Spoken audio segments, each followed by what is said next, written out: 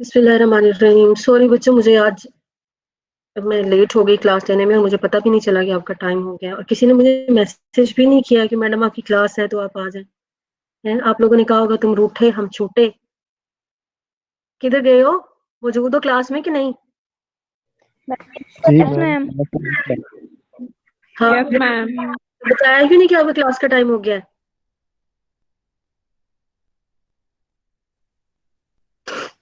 Okay बेटा, sorry ma'am, आज ma'am हम समझे आप देखते होंगे। नहीं बिजी नहीं थी, बस फिर कभी बताऊंगी क्या हुआ था। अच्छा, एनी हो, आज बेटा हम अपना जो जेनेटिक्स है उसका एक चैप्टर जो है उसको स्टार्ट करेंगे। खत्म तो नहीं ज़ाहिर है इसको कर पाएंगे क्योंकि आपकी लास्ट क्लास है। तो क्रोमोसोमल अब्रेशंस जो हैं इसको में हम देखेंगे। अब्रेशंस जो है क्रोमोसोम्स की वो दो तरह की हो सकती हैं। अब्रेशंस मींस abnormalities, ठीक है।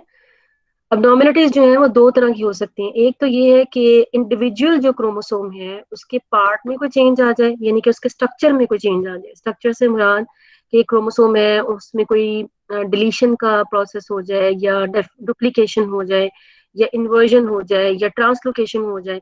तो ये जो चेंजेस हैं ये सारी की सारी एक ऐसी आप कह लें कि अबनॉर्मेलिटी को जाहिर करेंगी जो कि स्ट्रक्चरल चेंज की वजह से आई हैं, यानी कि क्रोमोसोम के स्ट्रक्चर में चेंज की वजह से जो अबनॉर्मेलिटीज होती हैं उनको हम कहेंगे कि ये this is because of the chromosomal structural abnormalities हैं। और उसके बाद दूसरी कैटेगरी जो हमारे पास आती है कि क्रोमोसोम का स्ट्रक्चर तो सेम रहे लेकिन उसका जो नंबर है वो अपनी एक खास लिमिट से ज्यादा हो जाए, यानी कि जैसे हम ह्यूमन बींग हैं, हमारे अंदर 23 जो हैं सेट्स ऑफ क्रोमोसोम्स हैं, और टोटल हमारे पास 46 क्रोमोसोम्स हैं डिप्लॉयड नंबर को जो शो करता है। तो अगर इसमें किसी एक क्रोमोसोम का या पूरे के पूरे सेट ऑफ क्रोमोसोम में इजाफा हो जाए, दोनों सूरतों में ही एक का इजाफा हो जाए या कमी हो जाए या सेट का इजाफा हो जाए, तो इसको हम कहेंगे कि ये नंबर में अब्रेशन है, यानी कि क्रोमोसोम के नंबर की इंक्रीज या डिक्रीज होने की वजह से अब्रेशन है।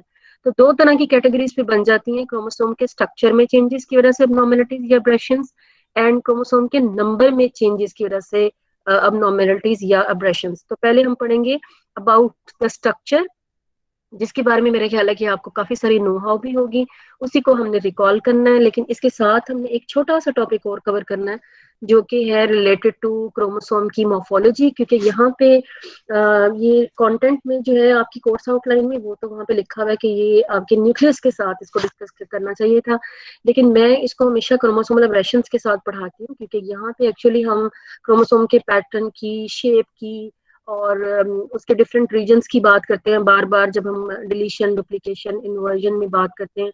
तो दैट्स वाई मैं उसको हमेशा इस जगह पे जो है वो लेकर चलती हूँ। तो सबसे पहले क्रोमोसोम के स्ट्रक्चर में वेरिएशन को पढ़ेंगे, लेकिन उससे पहले क्रोमोसोम की हम मॉर्फोलॉजी को देख लेते हैं।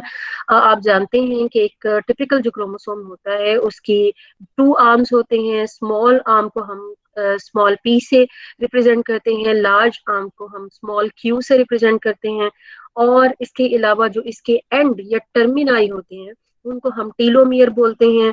और इसके अलावा क्रोमोसोम के पास एक सेंट्रोमियर होता है जो कि आप कह लें कि दोनों आर्म्स के को जोड़ता है, या दोनों आर्म्स इसी से डिफाइन होते हैं कि which one is the short arm and which one is the large arm. इन्हीं आर्म्स की में सेंट्रोमियर की पोजीशन और इन्हीं आर्म्स की जो लेंथ है कि आया शॉर्ट कितना शॉर्ट होगा और लॉन्ग कितना लॉन्ग होगा, और सेंट्रोमियर के दोनों तरफ जो है वो शॉर्ट आर्म और लॉन्ग आर्म जो है उनकी आपस में जो है वो कितना डिफरेंस है उनकी लेंथ में।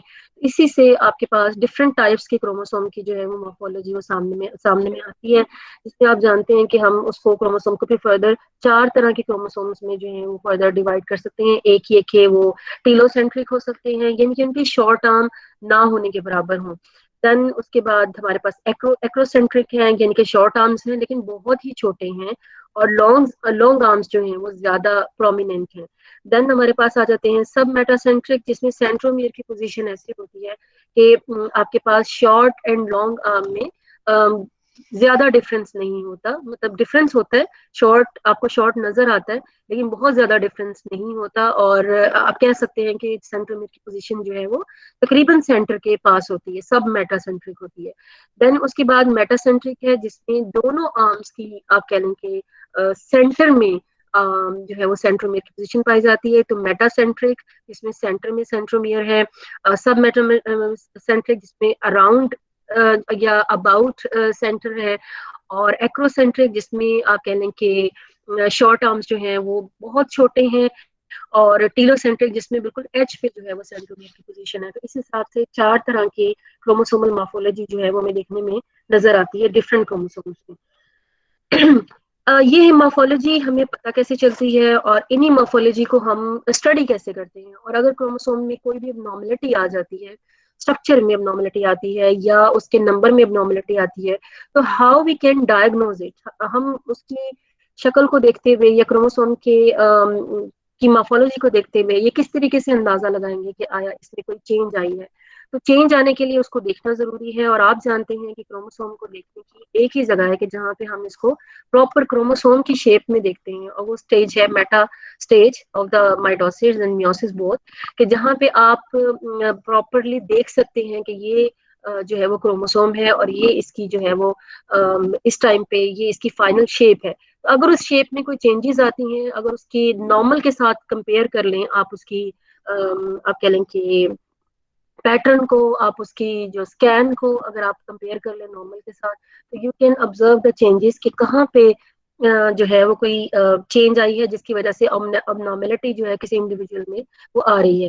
तो वन ऑफ द मेथड कि आप किस तरीके से क्रोमोसोम के स्ट्रक्चर एंड फंक्शन को स्टडी करेंगे, this is known as cytogenetics, और साइटोजेनेटिक्स इसकी स्टडी को हम बोलते हैं। लेकिन one of the method of examination of chromosome is karyotype analysis.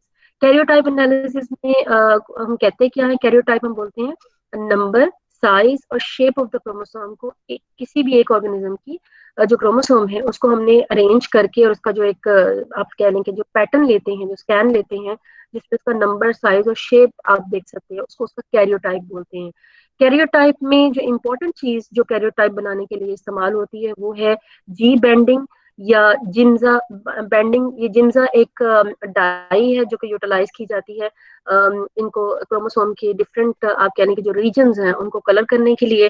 क्योंकि इसको जब आप यूज करते हैं कैरियोटाइप बनाने के लिए, तो डिफरेंट तरह के पैटर्न जो हैं क्रोमोसोम के ऊपर वो शो होते हैं, और उसकी वजह से इन्हीं पैटर्न को आप देखते हुए अंदाजा लगा सकते हैं एक नॉर्मल को एक अब के ऑर्गेनिज्म की जो पैटर्न है उसके साथ कंपेयर करके you can observe the changes in the chromosome. So G banding या जिम्जा बेंडिंग जो है, इस टेक्निक का नाम भी फिर वो जी जिसमें जिम्जा स्टेन यूज होगा उसी को जी बेंडिंग या जिम्जा बेंडिंग कह रहे हैं, क्योंकि जिम्जा स्टेन की वजह से उसमें डिफरेंट तरह के बैंड्स बनेंगे, पैटर्न बनेंगे, और जो एक डायग्राम बनेगी जिसमें आप तमाम क्रोमोसोम्स को एक ही जगह पे रखेंगे according to the their centromere position, उस आप कह रहे हैं कि पिक्टोरियल रिप्रेजेंटेशन को आप कैरियोटाइप बोलते हैं। So the main features to identify and classify chromosome, वो अभी आपने देखा उसकी मॉर्फोलॉजी में जो इंपॉर्टेंट चीजें हैं वो उसका साइज है, लोकेशन ऑफ द सेंट्रोमियर है, और फिर जब आप उसको जिम्जा बेंडिंग देते हैं तो फिर उसके बेंडिंग पैटर्न है, यानी कि किस तरह के बैंड्स एक नॉर्मल क्रोमोसोम में शो होते हैं, और फिर किस तरीके से एक अबनॉर्मल जो है उससे डिफरेंट होता है। तो इन तीनों चीजों को जब आप स्टडी करते हैं तो you can identify the abnormality in any chromosome, structural भी एंड नंबर।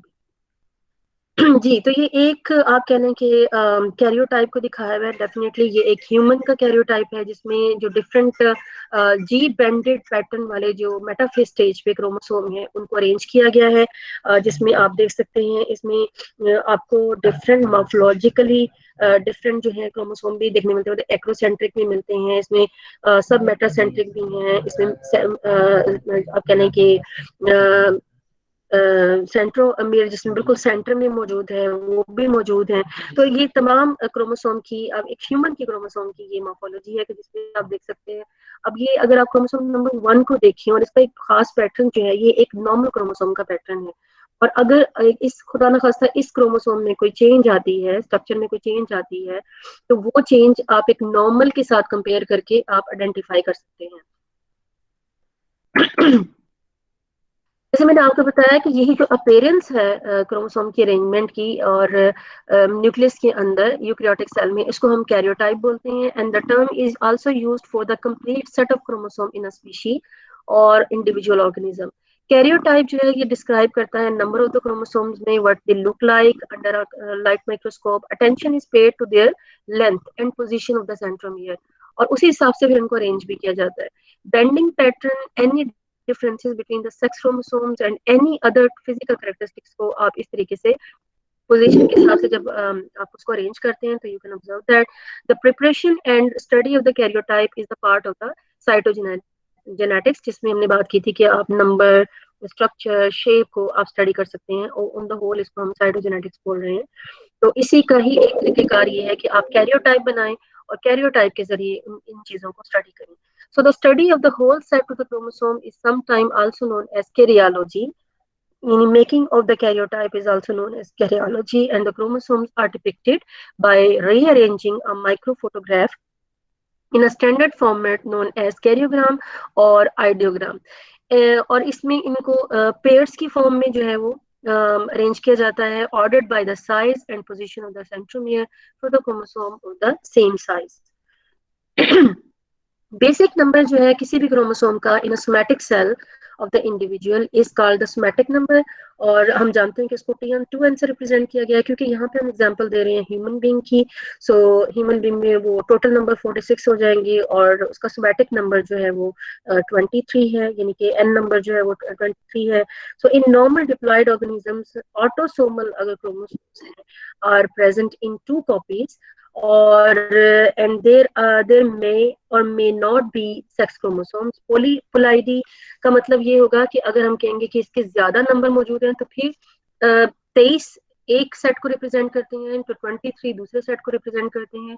तो अगर अगर फॉर एग्जांपल, वैसे ह्यूमन बीइंग में ये पॉसिबल नहीं है, बट अगर ह्यूमन बीइंग के रेफरेंस से हम बात करें कि मल्टीपल सेट्स उसमें पाए जाते हैं तो फिर 23 ही और क्रोमोसोम होने चाहिए जो कि उसके तीसरे सेट को रिप्रेजेंट करेगा. इम्पोर्टेंस क्या है कैरियोटाइप की कि this for the cell biology and genetics की स्टडीज के लिए और एवोल्यूशनरी बायोलॉजी और मेडिसिन में इसका इस्तेमाल किया जाता है. इनको स्टडी करके देन अकॉर्डिंगली जो है डिफरेंट डिजीज को देखा जाता है. Karyotypes can be used for many purpose such as to study the chromosomal aberration, cellular function, taxonomic relationship and to gather the information about the past evolutionary events. ये इसकी importance है. Steps क्या हैं karyotype को बनाने के, इसकी बहुत डिटेल में हम नहीं जाएंगे. मैंने जस्ट एक आप कह लेंगे एक पैटर्न और ये उसके आप कह लेंगे डिफरेंट स्टेप्स दे दिए कि जिनके जरिए आप कैरियोटाइप बना सकते हैं, लेकिन डेफिनेटली हम इसकी डिटेल में नहीं जाएंगे कि आप इसको कैसे बनाएंगे. तो स्टेप्स में ये है कि पहले आप किसी भी सेल जिस जिस ऑर्गेनिज्म का आप कैरियोटाइप बनाना चाहते हैं उसकी सेल की कलेक्शन, देन उस सेल को आपने इंड्यूस करवाना है कि वो डिवीजन की तरफ जाए, क्योंकि आप बताया ना बेटा फेज की स्टेज पे हम इसको बनाते हैं. फिर डिवीजन पे जाने के बाद मेटाफेज पे इसको स्टॉप करना है, क्योंकि अगर आगे वो उसका चला गया एनाफेज टीलोफेज की तरफ अगर वो चला गया तो फिर तो हमारी रेंज से बाहर हो जाएगा ना. तो इससे पहले जरूरी है कि मेटाफेज पे आने के बाद वो वहां पे स्टॉप कर जाए उसकी डिवीजन, ताकि हम उसका कैरियोटाइप बनाने के लिए हमें टाइम मिल जाए. तो stop the cell division in metaphase between the when chromosomes are easiest to see and then stain the chromosome to make them visible and then view the cell under the microscope. तो ये steps हैं जिसके जरिए कोई भी karyotype जो है वो बनाया जा सकता है. Now going towards our actual topic, जो मैंने आपको बताया था कि आज हम देखेंगे क्रोमोसोमल एब्रेशंस में पहली तरह की क्रोमोसोमल एब्रेशंस जिसको हम कहते हैं changes in the chromosomal structure. ठीक है, और चेंजेस में मैंने आपको बताया क्या क्या चेंजेस हो सकती हैं. This can be deletion, this can be duplication, this can be inversions and this can be translocations. और इसको आप डिफाइन कैसे कर सकते हैं कि यानी आप कह सकते हैं कि एरर्स इन द मियोसिस और damaging agents such as the radiations जो कि ब्रेकेज कर सकते हैं, और इन्हीं ब्रेकेज की वजह से फिर ये रीअरेंजमेंट्स आएंगे. डिलीशंस हो सकती हैं, डुप्लीकेशंस हो सकती हैं, इन्वर्जन हो सकती हैं और ट्रांसलोकेशन हो सकती है. डिलीशन में हम जानते हैं कि कोई भी पार्ट जो है एक क्रोमोसोम का वो लॉस्ट हो जाता है. डुप्लीकेशन में वही पार्ट जो किसी एक क्रोमोसोम का डिलीट हुआ है हो सकता है वो किसी और क्रोमोसोम में जाके जो है उसके साथ जाके जुड़ जाए. तो एक क्रोमोसोम के लिए वो डिलीशन है, लेकिन दूसरे क्रोमोसोम में क्योंकि उसी का पार्ट लगा हुआ है लेकिन अलग से भी हो सकता है, तो उसको हम कहेंगे कि दैट इज डुप्लीकेशन, क्योंकि उसके लिहाज से तो वो एक्स्ट्रा पार्ट है ना, तो उसकी डुप्लीकेशन हो गई है. देन इन्वर्जन, सेम क्रोमोसोम जिसमें एक पार्ट जो है वो ब्रेक हुआ है और अगर वो दोबारा उसी में लग जाए लेकिन रीअरेंज होके लग जाए, मतलब रिवर्स ऑर्डर में लग जाए, तो हम उसको इन्वर्जन कहेंगे. इन्वर्जन में फिर हमारे पास दो तरह की इन्वर्जन हो सकती हैं, क्योंकि आपको पता है क्रोमोसोम में दरमियान में हमारे पास मौजूद है सेंट्रोमियर. तो अगर तो इन्वर्जन यानी कि जो इन्वर्ट होके लगने वाला हिस्सा है उसमें सेंट्रोमियर भी इन्वॉल्व है, उसको हम कहेंगे पेरीसेंट्रिक। पेरी का मतलब पता है ना, अराउंड के लिए हम पेरी का वर्ड यूज करते हैं। तो अगर सेंट्रोमियर भी उस इन्वर्टेड पार्ट का में शामिल है, सेंट्रोमियर भी, तो फिर उसको हम बोलेंगे पेरीसेंट्रिक। और अगर इन्वर्टेड पार्ट में सेंट्रोमियर शामिल नहीं है तो उसको हम बोलेंगे पैरासेंट्रिक। देन अगेन इस तरीके से भी होता है कि एक क्रोमोसोम का हिस्सा उसके होमोलोगस क्रोमोसोम की बजाय किसी नॉन होमोलोगस क्रोमोसोम पे जाके जो है वो जुड़ जाए या उसके साथ वो एक्सचेंज कर ले। अब होमोलोगस क्रोमोसोम में एक्सचेंज तो नॉर्मल है, वो तो नेचुरल है, जिसको हम मियोसिस के नाम से जानते हैं। बट नॉन होमोलोगस क्रोमोसोम जो एक दूसरे से नहीं मिलते जिनका काम बिल्कुल डिफरेंट है, जिन पर डिफरेंट अलील्स पाए जाते हैं, तो अगर उनमें पार्ट का एक्सचेंज हो जाए या एक का टूट के दूसरे के ऊपर जाके लग जाए, तो उसको फिर हम कहेंगे this one is the translocation, यानी कि ट्रांसलोकेट हुआ है किसी और क्रोमोसोम के ऊपर। जी। ट्रांसलोकेशन की भी फिर आगे डिफरेंट टाइप्स आ जाती हैं, जो कि मैं जब उसको पढ़ाऊंगी फिर उसकी डिटेल में जाएंगे। इसमें बैलेंस ट्रांसलोकेशन, यानी कि जितना हिस्सा एक से टूटा है और वापस उसी को उतना मिल जाए तो बैलेंस्ड हो जाएगा। और इम्बैलेंस भी हो सकता है कि एक के पास कम हो और दूसरे के पास ज्यादा चला जाए, तो इम्बैलेंस ट्रांसलोकेशन भी हो सकती है। ओके, तो वन बाय वन ही इसको फिर हम डिस्क्राइब करते हैं। सबसे पहले हम देखेंगे डेफिशिएंसीज को। और डेफिशिएंसीज को हम बोलते हैं कि the chromosomal deficiency occurs when a chromosome breaks and the fragment is lost simply.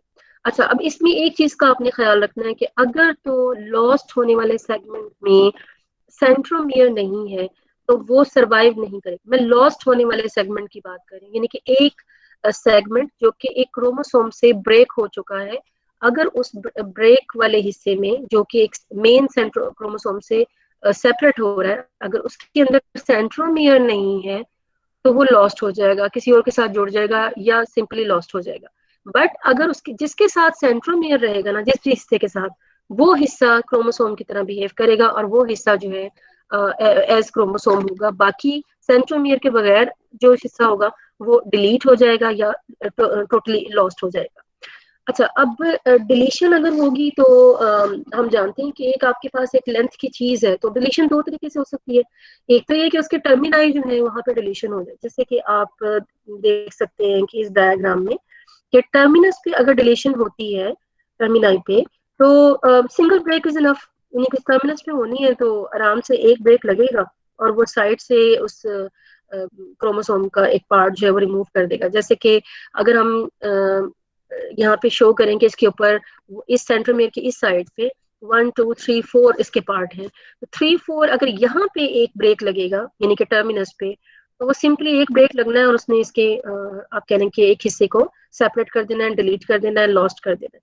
तो रिमेनिंग जो क्रोमोसोम है सेंट्रोमियर के साथ, वो एज प्रॉपर क्रोमोसोम जो है वो बिहेव करना शुरू कर देगा। But deletion can be in the middle of the chromosome, और मिडल ऑफ द क्रोमोसोम में फिर हमें 2 breaks are required. For example, अगर ये वाला हिस्सा जो है आप कह लें कि जिसमें जो कि टर्मिनस और दरमियानी हिस्से, मतलब दरमियान में से कोई हिस्सा अगर रिमूव करना है, तो डेफिनेटली उसमें आपको 2 ब्रेक्स रिक्वायर्ड है। जैसे कि 2 और 3 अगर पार्ट का क्रोमोसोम जो है वो रिमूव होना होगा, तो एक ब्रेक यहाँ पे रिक्वायर्ड होगा, ठीक है, 1 और 2 के दरमियान में, और एक ब्रेक जो है वो यहाँ पे रिक्वायर्ड होगा। तो 2 breaks will be required to break this region. हालांकि रीजन का लॉस्ट होने का ये नहीं है कि ज्यादा बड़ा यहाँ से लॉस्ट हो रहा है, कम जो है वो टर्मिनस से लॉस्ट हो रहा है।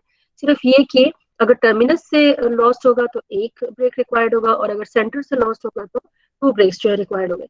इसके नतीजे में तो क्या होगा कि रिमेनिंग जो क्रोमोसोम के पार्ट है वो आपस में रीज्वाइन कर जाएंगे, और उसके बाद वो लॉस्ट उसमें होगा पार्ट, लेकिन उस डेफिशिएंसी के साथ ही वो सरवाइव करेंगे, और डेफिशिएंसी के ज़ाहिर कॉन्सिक्वेंसेस तो हो सकते हैं। और इस तरह की जो डेफिशिएंसी है उसको हम इंटरस्टिशनल स्टिशियल डेफिशिएंसी कहेंगे, और जो टर्मिनस पे कट लगने की वजह से, 1 ब्रेक की वजह से है, उसको हम कहेंगे टर्मिनल डेफिशिएंसी। तो this is how you can divide into 2 types: terminal deficiency and interstitial deficiency. Cytological effects क्या है, यानी कि जब आप उसको स्टडी करते हैं एक ऐसे क्रोमोसोम में कि जिसके अंदर कोई डेफिशिएंसी हुई होती है, तो हम जानते हैं ना कि ड्यूरिंग मियोसिस वो एक दूसरे के साथ इन क्रोमोसोम जो हम लोग उस क्रोमोसोम को आपस में पेयर करते हैं, ठीक है। तो जब आप मेटाफेज पे उनकी इनकी पेयर्ड क्रोमोसोम्स को देखते हैं, तो उस टाइम पे जो नॉर्मल क्रोमोसोम है वो डेफिशिएंट वाले क्रोमोसोम के साथ जब पेयर करने की कोशिश करेगा, तो नॉर्मल क्रोमोसोम के पास वो हिस्सा एक्स्ट्रा होगा जो कि डेफिशिएंट वाले क्रोमोसोम के पास लॉस्ट हो चुका है। ठीक है, तो उसकी रीजन की वजह से नॉर्मल क्रोमोसोम को अपना वो हिस्सा जो कि उसका पेयर अप नहीं हो सकेगा एक आप कह लें कि डेफिशिएंट वाले या डिलीटेड हिस्सा रखने वाले क्रोमोसोम के साथ, तो उस हिस्से को वो लूप बनाकर सेपरेट कर लेगा, क्योंकि पेयरिंग तो उसने करनी है, पेयरिंग तो उसकी इसके साथ ही पॉसिबल है, किसी और क्रोमोसोम के साथ तो इसकी पेयरिंग पॉसिबल ही नहीं है। लिहाजा वो क्या करेगा, पेयरिंग के दौरान में लूप बनाएगा, और यही लूप जो है ये इंडिकेट करवाएगा क्रोमोसोम की आप कह लें कि इसकी डेफिशिएंसी को, कि ये जो क्रोमोसोम है इसके अंदर ये हिस्सा जो है वो डिलीट हुआ है। अच्छा, एक ये भी है कि ये पेयरिंग जो है इस तरीके से आप उसको ऑब्जर्व कर सकते हैं।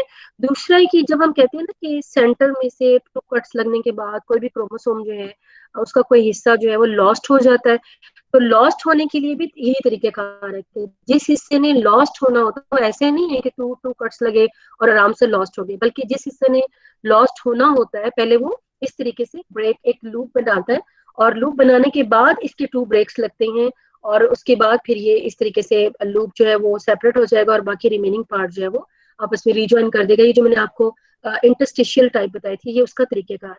और फिर at the time of pairing with the homologous chromosome, इस तरीके से उनकी पेयरिंग जो है वो इंडिकेट करेगी कि आया इस वाले मतलब जिस जो जो लूप बनाया हुआ है वो तो नॉर्मल है, और जिसमें लूप नहीं बना हुआ एक्चुअली वो अब नॉर्मल है। अच्छा, ये भी हो सकता है कि एक नॉर्मल और दूसरे में डुप्लीकेशन की वजह से लूप बना हो, तो दोनों में फिर स्टडीज के जरिए हम आइडेंटिफाई कर सकते हैं कि which one is because of the deletion and which one is because of the duplication, क्योंकि दोनों में ही लूप तो बनेंगे, क्योंकि एक जिसमें डुप्लीकेशन हुई होगी, दूसरा जो कि नॉर्मल होगा वो उसके हिसाब से डेफिशिएंट होगा, हालांकि वो डेफिशिएंट नहीं है वो नॉर्मल होगा, और दूसरा डुप्लीकेटेड होगा।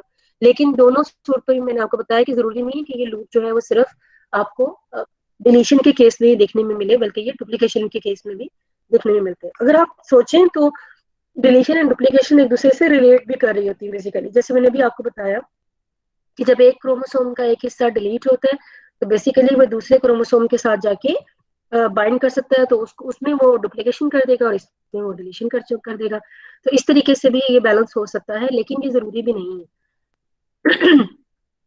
Okay, now what are the consequences of deficiencies? But आप लोग मेरे साथ हैं, कहीं कहीं नेट तो नहीं ऑफ हो रहा? Excuse me ma'am. Yes ma'am.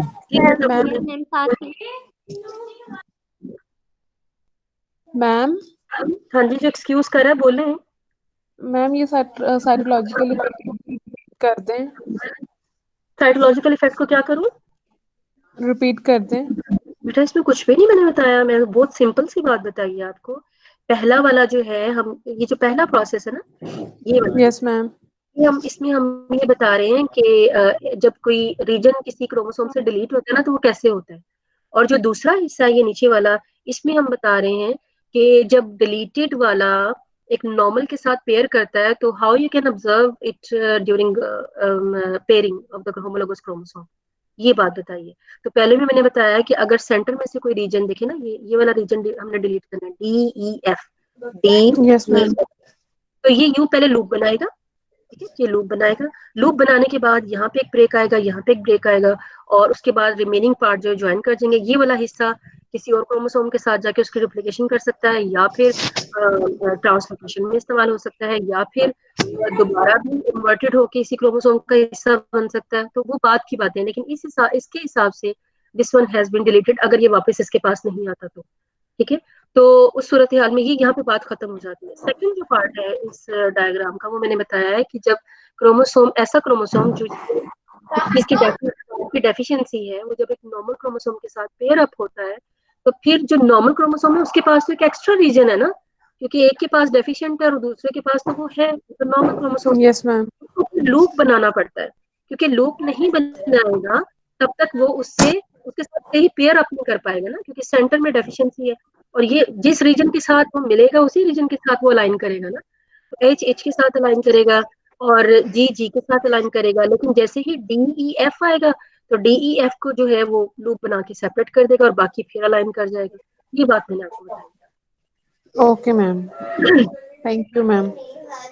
Okay, तो डेफिशिएंसी के कॉन्सिक्वेंसेस क्या हैं, इसकी वजह से क्या एक ऑर्गेनिज्म में चेंजेस आ सकते हैं। तो डेफिशिएंसी हो या डुप्लीकेशन हो, दोनों की सूरतों में ही, इवन इन्वर्जन में भी, डिपेंड करता है कि आया जो पार्ट डिलीट हुआ है उसका साइज कितना था।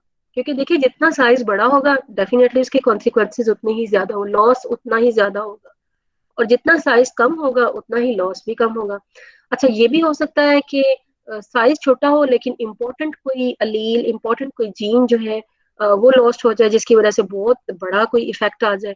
ठीक है, तो ये this also can be happen. लेकिन अगेन दो ही चीजें इंपॉर्टेंट है, एक तो ये कि साइज कितना लॉस्ट हुआ है, दूसरा ये कि जो लॉस्ट हुआ है उसका फंक्शन क्या था। ठीक है, अगर तो वो कोई की फंक्शन प्ले कर रहा है तो डेफिनेटली जो उसके कॉन्सिक्वेंसेज हैं वो आपको अपेयरेंस या मॉर्फोलॉजी या एक नॉर्मल दिखने वाले बंदे में उस चेंज को आप किस तरीके कहाँ तक ऑब्जर्व कर सकते हैं, वो डिपेंड करता है कि आया उसके क्रोमोसोम में जो लॉस हुआ है वो कितने साइज का हुआ है और किस जीन का हुआ है। ठीक है, किस हिस्से का हुआ है। देन लॉस इसकी वजह से वो कहते हैं कि जो फिनोटिपिक इफेक्ट्स हैं डिलीशंस के, वो यूजुअली डेट्रीमेंटल होते हैं। अगर अगर फिनोटिपिकल इफेक्ट आ जाए तो वो फिर बहुत ही आप कह लें कि स्वीयर टाइप के फिनोटिपिकल इफेक्ट आते हैं। मतलब फिनोटिपिकल इफेक्ट आप कह लें कि डिलीशन का आता ही तब है जब वो स्वीयर होता है। अदरवाइज अगर अगर कोई छोटा मोटा लॉस्ट हो गया है कोई सेगमेंट, तो वो उसका फिनोटाइप पे नहीं असर आएगा। बट अगर कोई इंपॉर्टेंट आप कह लें कि जीन लॉस्ट हो गया है कि जो कि फिनोटाइप पे असर कर सकता है, तो वो फिर असर आपको लाजमी एक्सट्रीम वाला नजर आएगा। Deficiencies have been useful in determining the exact location of the gene on the chromosome. तो डेफिशिएंसी से हमें एक किसी भी जीन की एग्जैक्ट लोकेशन के जरिए पता चलता है, तो ये इसका फायदा है, मतलब ये इसकी कॉन्सिक्वेंसेज हैं। And one of the genetic effect of the deficiency is pseudo dominance. पहले एक जो अलील था वो डोमिनेंट था लेकिन वो लॉस्ट हो गया, और उसका जो उसका दूसरा अलील है वो रिसेसिव था, लेकिन अब डोमिनेंट अलील मौजूद ही नहीं है। तो रिसेसिव तो खुद ब खुद ही डोमिनेंट हो गया ना, क्योंकि वही तो मौजूद है, वो एक्सप्रेस हो जाएगा। तो लिहाजा सूडो डोमिनेंस जो है उसकी उसके चांसेस हो सकते हैं बिकॉज ऑफ द डेफिशिएंसी। और इन द लोअर ऑर्गेनिज्म जैसा कि क्लेमोडोमोनास हैं, यीस्ट हैं, फंजाई हैं, deficiencies are totally lethal that they can result in the death of the individuals. लेकिन जो हायर ऑर्गेनिज्म है उनमें डेफिशिएंसीज की वजह से कोई फिनोटिपिकल कह लें कि कोई जो है शो हो सकती है एबनॉर्मेलिटी, या फिर ये कि उसको सहार भी सकते हैं अगर थोड़ी बहुत कोई उस पर चेंज आ जाती है। लेकिन लोअर ऑर्गेनिज्म में ये ऑर्गेनिज्म की डेथ भी कॉज कर सकती है। इसकी एक एग्जांपल जो है ह्यूमन बीइंग में, वो क्राइड यू चैट की है, जिसमें जो बच्चा है उसकी आवाज बिल्ली की रोने के जैसी हो जाती है। And this is because of the deletion in the short arm of chromosome number 5।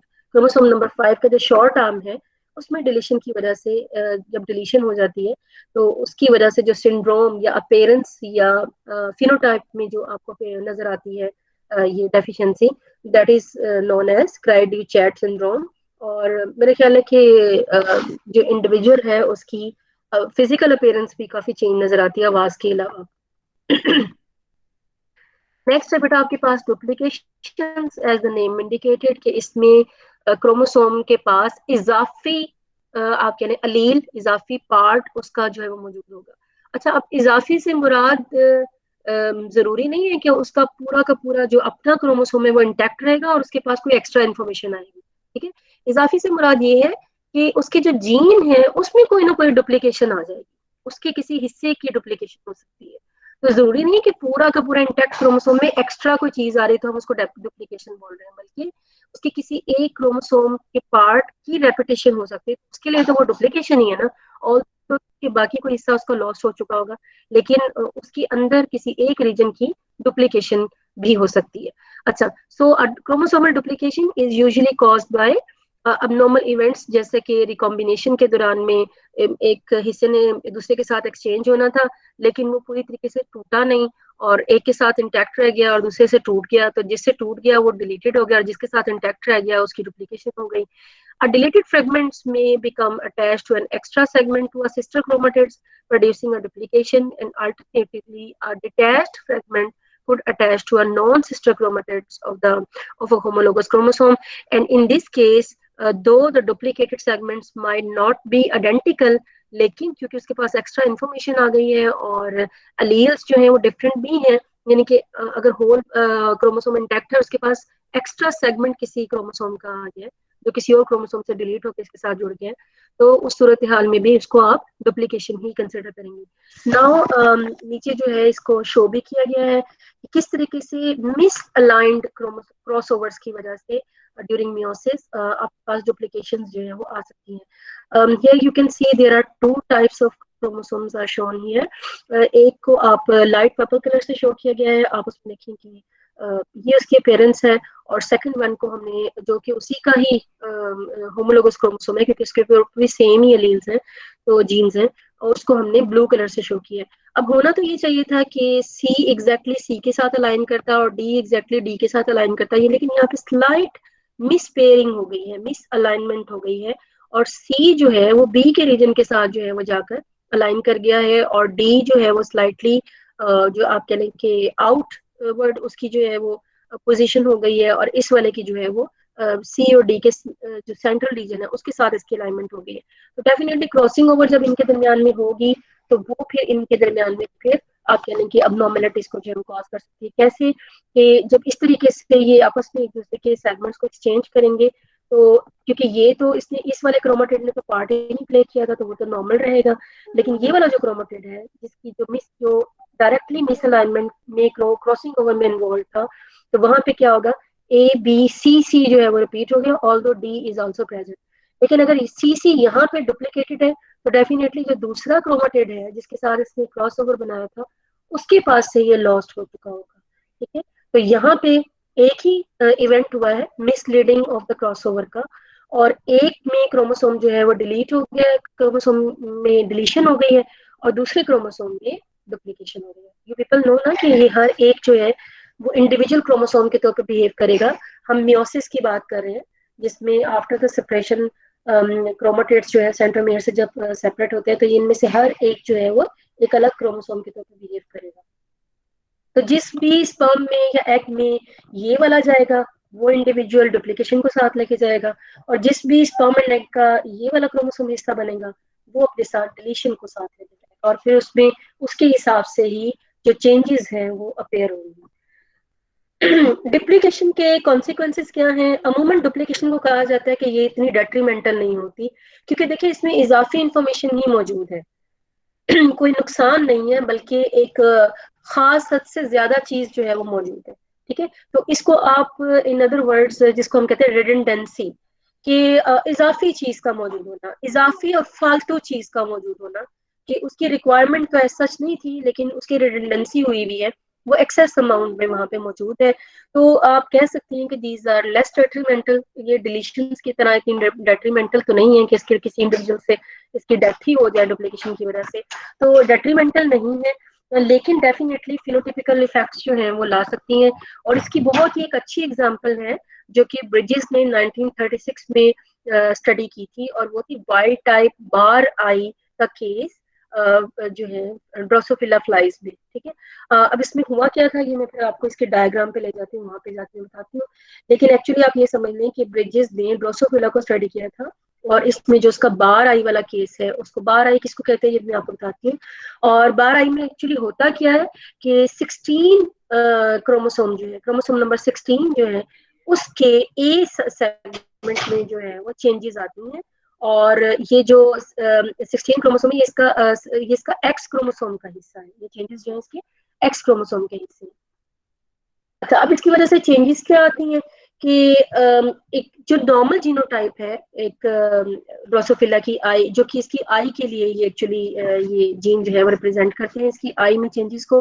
तो नॉर्मल जो जीनोटाइप होती है उसको हम रिप्रेजेंट करते हैं B+B+, ये नॉर्मल है। ठीक है, अच्छा, और इस नॉर्मल जीनोटाइप की वजह से जो नंबर ऑफ फेसेट्स आप ये समझ लें कि जो उसकी आई को बनाने के लिए फेसेट, आप उन यूनिट्स को बोल रहे हैं कि जो उसकी आई को बनाने के लिए इस्तेमाल होते हैं। ठीक है, नंबर ऑफ फेसेट्स जो है नॉर्मल, जो नंबर ऑफ फेसेट्स हैं वो 779 होते हैं अगर जीनोटाइप नॉर्मल हो, यानी कि capital B plus capital B plus की नॉर्मल जीनोटाइप हो, तो नंबर ऑफ फेसेट्स जो है वो 779 होते हैं। देखने में ये जो इंडिविजुअल है, ये जो फ्लाई है, ये बिल्कुल नॉर्मल नजर आती है क्योंकि नॉर्मल है ये। और इसके क्रोमोसोम की जो पोजीशन है वो भी देख सकते हैं कि वो ऐसी होती है, यानी कि नॉर्मल क्रोमोसोम की ये हालत है। और इंडिविजुअल एक्चुअली ये तो वैसे डायग्राम बनाएंगे, ये एक्चुअली इस तरह का दिखता है।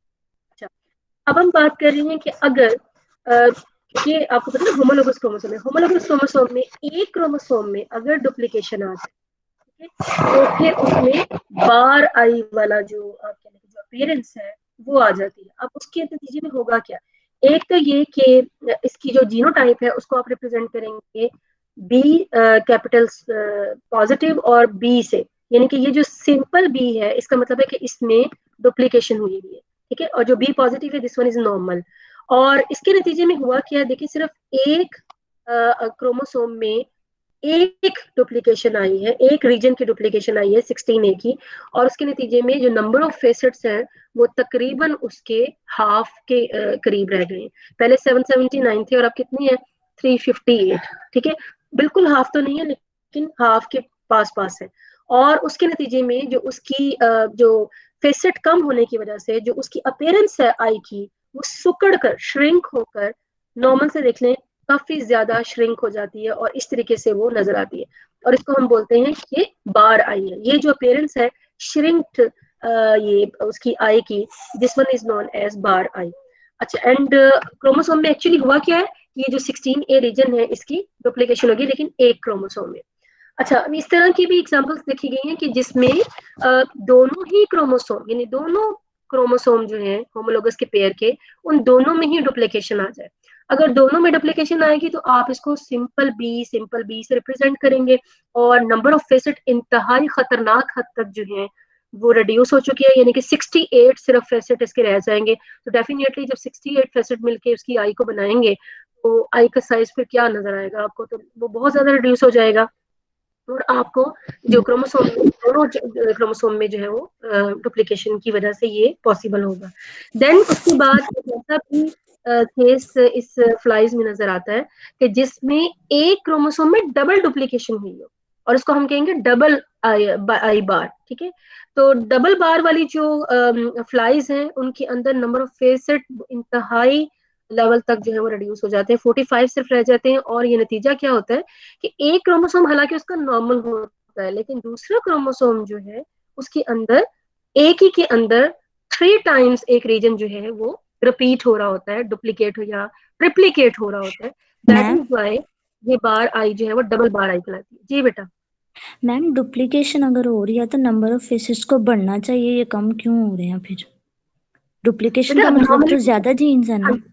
बिल्कुल डुप्लीकेशन का मतलब ज्यादा जीन्स हैं, लेकिन उसकी जीन्स की उसकी आप कह लें कि रिक्वायरमेंट नहीं है, मतलब उस जीन जीन की वजह से फायदा नहीं पहुंच रहा उस फ्लाई को, ठीक है। तो अब नहीं नॉर्मली मैम, क्या टाइप है? हाँ जी। मैम ये देखें, जीन तो मौजूद है ना जो चाहिए हमें, एक्स्ट्रा है वो अलहदा बात है, लेकिन मौजूद तो है ना, तो फेसर्स अगर एक्स्ट्रा भी हैं तो फिर बढ़ने चाहिए थे। अच्छा बेटा, मैंने ये तो नहीं कहा कि ये जीन जो है एक्सप्रेस होकर इन फेसेट्स को के नंबर को जो है मेंटेन करते हैं। फेसेट का नंबर इतना होने की रीजन कुछ और भी हो सकती है, जो कि किसी इंपॉर्टेंट प्रोटीन की रिक्वायरमेंट भी हो सकती है जो इन फेसेट को बनाने में इस्तेमाल हो रही हो, ठीक है। और ये रिडंडेंसी की वजह से या डुप्लीकेशन की वजह से वो उस अपनी प्रॉपर जो क्वांटिटी है उसको एक्वायर ना कर पा रहा हो, that is Y. And you can see कि अगर डुप्लीकेशन हो रही है तो वो बाकी हिस्से को भी तो मुतासर कर रही है ना। दैट इज वाई उसके नंबर ऑफ फेसेट्स जिनको बनाने के लिए प्रॉपर आप कह लें कि जो बाकी जीन्स रिक्वायर्ड हैं वो मुतासर हो रहे होंगे इस हिस्से के डुप्लीकेशन होने की वजह से। दैट इज वाई वो उसके फेसेट जो है उनके नंबर डिक्रीज हो रहे हैं। तो इसकी रीजन इसके साथ आप कह लें कि अटैच तो है, लेकिन this is not the only reason कि जिसकी वजह से वो फेसेट का नंबर रिड्यूस हो रहा है। मैं उसकी कॉन्सिक्वेंसेज बता रही हूँ कि डुप्लीकेशन होने की वजह से डिक्रीज हो रहे हैं, but this one is not the only case कि जिसकी वजह से रिड्यूस हो रहे हैं। So we have to study in detail कि आया फेसेट का रिडक्शन जो है वो इससे किस तरीके से कोरिलेट करती है। जी बेटा। चलो ठीक है मैम। मतलब you are not sure about it, तो मैं आपको बेटा इसके मतलब आर्टिकल जो है वो रेफर कर दूंगी जीसीआर में, आप उसको फिर पढ़ लेना, जिससे आपको आइडिया हो जाएगा कि इसके नंबर ऑफ फेसेट्स क्यों रिड्यूस होते हैं। जब उसके ऊपर जी डुप्लीकेशन मैम, हो। मतलब के मल्टीपल रीजंस हो सकती है ना, जरूरी हाँ तो जी, नहीं मल्टीपल रीजन हो सकती हैं, और डेफिनेटली फिर हमें उसकी डिटेल को देखना पड़ेगा। तो जी मैम। ये एक ऐसा कॉन्सिक्वेंस है डुप्लीकेशन का जो कि जरा यूनिक था और जो डिफरेंट था। और अदरवाइज अब तक जितने भी डुप्लीकेशन के जो कॉन्सिक्वेंसेस देखे गए हैं, ज्यादातर में फायदा ही होता है, नुकसान नहीं होता। लेकिन ये जो बार आई फिनोटाइप है इस फ्लाइज की, इसमें देखा गया है कि ये इसको नुकसान पहुंचा रहा था। तो ये एक यूनिक एग्जांपल थी डुप्लीकेशन की, जिसपे जो है ब्रिजेस ने जो है वो डिस्कस किया, डिस्क्राइब किया, इसको स्टडी किया, एंड देन फिर ये लोगों के सामने लेकर आए कि this is because of the duplication and not because of any other reason. तो डुप्लीकेशन को अगर वैसे हम देखें तो मेजोरिटी ऑफ द डुप्लीकेशन में, जैसे हमने बताया ना कि फायदा होता है, नुकसान कम ही होता है, तो फिनोटिपिक जो इफेक्ट्स हैं वो भी कोई आपको ज्यादा देखने में नहीं मिलते। अलबत्ता डुप्लीकेशन के फायदे ज्यादा हैं। कहा यह जाता है कि डुप्लीकेशन को स्टडी करके हम एवोल्यूशनरी जो चेंजेस आते हैं जिनोम में, उनको हम जो है वो देख सकते हैं, उनको हम स्टडी कर सकते हैं इनकी मदद से। जैसा कि कहा यह जाता है कि जो जीन फैमिलीज डेवलप होती हैं, जीन फैमिलीज क्या होती हैं कि मल्टीपल जीन्स जो हैं वो किसी एक ही काम में एक दूसरे के साथ मिलकर काम कर रहे हो। यानी कि इंडिविजुअल जीन्स तो हो, हर एक जीन की अपनी आइडेंटिटी तो हो, लेकिन जो उसका फंक्शन हो, वो फंक्शन अल्टीमेटली किसी एक ही काम को सर अंजाम दे रहा हो। तो वो जो जीन्स हैं वो आपस में फिर एक जीन फैमिली को बनाते हैं। इसकी कि बहुत ही जो अच्छी एग्जाम्पल है जीन फैमिली की, जो अक्सर डिस्कशन में आती है, वो ग्लोबन जीन फैमिली की है। कहा यह जाता है कि ग्लोबन जीन फैमिली जो है ये एवोल्यूशनरी प्रोसेस से गुजर कर डेवलप हुई है। पहले ये ऐसे जो हमारे इंसेस्टर्स थे उनमें, ये ह्यूमन बींग में है, तो हमारे इंसेस्टर्स में ग्लोबन जीन फैमिली नहीं पाई जाती थी। लेकिन हुआ ये कि आहिस्ता आहिस्ता एवोल्यूशनरी चेंजेस की वजह से ग्लोबन जीन फैमिली जो है ये वजूद में आई है। तो इन स्टडी, इस तरह की और इस तरह की बहुत सारी स्टडीज को आप डुप्लीकेशन की मदद से जो है वो हम स्टडी कर सकते हैं। अच्छा, अब इसकी एग्जांपल जब आपको बताऊंगी तो आपको ज्यादा क्लियर होगा कि डुप्लीकेशन इसमें कैसे हेल्प कर रही है। तो कहा यह जाता है कि सबसे पहले एक सिंगल जीन था, दिस वन एक सिंगल जीन था, और अब नॉर्मल जेनेटिक इवेंट्स की वजह से इस जीन की डुप्लीकेशन हो गई और ये एक दूसरे से फार अपार्ट हो गए। यानी कि एक यहाँ पे आ गया और एक यहाँ पे, एक्चुअली ये एक ही जीन का डुप्लीकेटेड जीन है, ठीक है, यानी ये दोनों आपस में एक ही जीन है। ओके, और उसके बाद after some evolutionary changes and after some generations गुजरने के बाद इन दो जीन्स ने के अंदर कुछ पॉइंट म्यूटेशंस होगी। पॉइंट म्यूटेशंस का मतलब है किसी एक ही सिंगल आप कह लें कि हिस्से, किसी एक पॉइंट पे सिर्फ म्यूटेशन का हो जाना, न्यूक्लियोटाइड की म्यूटेशन का हो जाना, तो उसको हम कहते हैं पॉइंट म्यूटेशन। तो इनमें पॉइंट म्यूटेशन में, इसमें वो कह रहा है कि कुछ ज्यादा म्यूटेशन हो गई, इसमें थोड़ी कम म्यूटेशन हो गई।